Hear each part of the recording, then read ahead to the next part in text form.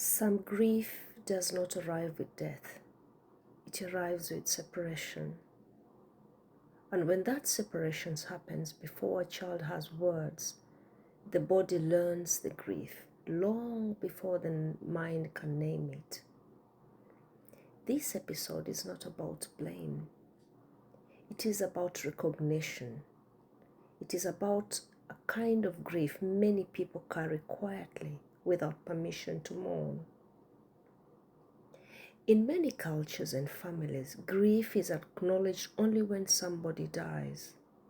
There is a funeral, there are rituals, there are words of comfort. But there is another kind of grief that receives none of these things. The grief of separation. A child separated from his mother, a child separated from their father. This is grief. Both alive, both breathing, both grieving. Often, this grief is dismissed because no one is dead. But the nervous system does not measure loss that way. For a child, especially in the earliest years, the mother is not an idea. The father is not an idea. She is regulation. That is the mother. And so is the father. They are both safety. They are both rhythm.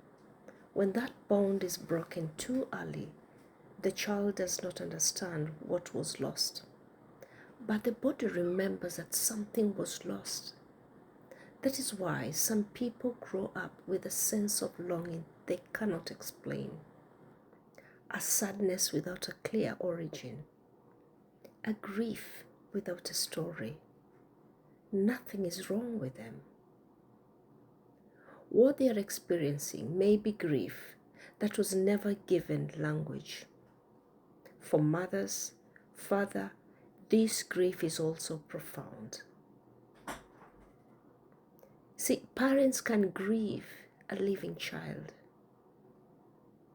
They miss milestones, first words, first steps, not because they chose absence, because the circumstances, power, or a system intervened. This grief often has nowhere to go. Society expects resilience. Faith sometimes expects acceptance. Culture often demands silence. And so the grief travels from mother to child, father to child, from child to adulthood, from one generation into the next. And not because anyone failed, but because the loss was never named. And what is the meaning and the holding in all this? Well, if any part of this feels familiar, it does not mean that something is wrong with you. It means that you're carrying a grief that never had a funeral, a loss that was never acknowledged, a separation that shaped you quietly.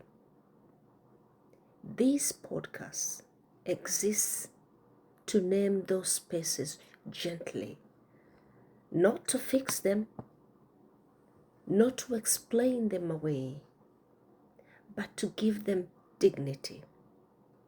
If you've lived with questions you never knew how to ask, you are not alone here. You see, this is the unnamed grief, a space for what was felt before it was understood. Thank you very much for listening.